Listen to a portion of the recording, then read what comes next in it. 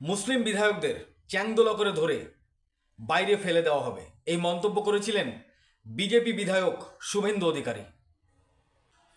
সেই বক্তব্যের পাল্টা প্রতিক্রিয়া দিয়েছিলেন তৃণমূল কংগ্রেসের ভরতপুরের বিধায়ক হুমায়ুন কবির। বিজেপি বিধায়ক শুভেন্দু অধিকারী এবং তৃণমূল কংগ্রেসের বিধায়ক হুমায়ুন কবির দুজনেরই বক্তব্য শুনিয়েছি আপনাদের এর পূর্বের ভিডিওতে।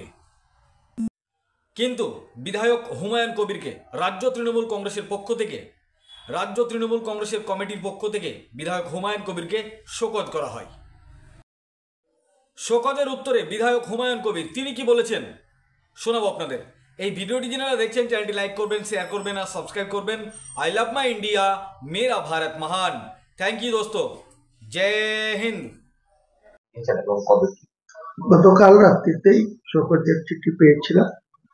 আমাদের দলের মাননীয় পরিষদীয় মন্ত্রী, কৃষি মন্ত্রী এবং ডিসিপ্লিনারি কমিটির অন্যতম সদস্য শুভেন্দু চট্টোপাধ্যায়ের একটা লিখিত চিঠি এবং 31 সেকেন্ডের একটা ভিডিও ক্লিপ, যেটা আমারই বক্তব্য ছিল, সেটাকে উনি পাঠিয়েছিলেন। কাল রাত্রিতে পেয়েছি।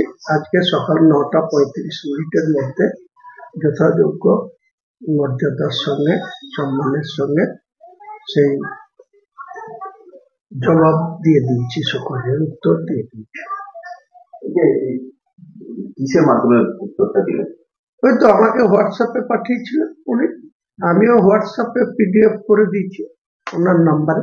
আপনি যে মন্তব্য করেছিলেন সেই মন্তব্য কি এখনো অনড় আছেন? না, হয়তো আমি তো মন্তব্য দলের বিরুদ্ধে তো কোনো কথা বলিনি।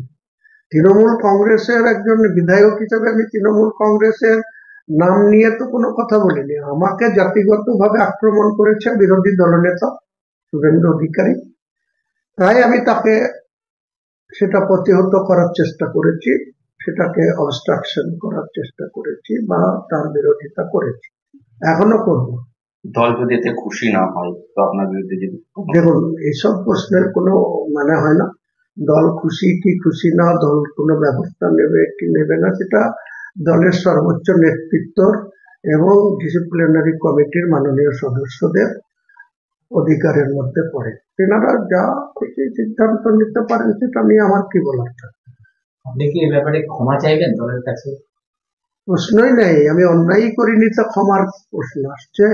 আমি তো যে শোকজ যে লেটার, সেই লেটারে যা কোয়ারি ছিল, যা বক্তব্য ছিল, সেই লাইনেই তাদের উত্তর দিয়ে দিচ্ছি। এখানে অন্যায় নেই, তাহলে অন্যায়ের প্রশ্ন আসবে কেন?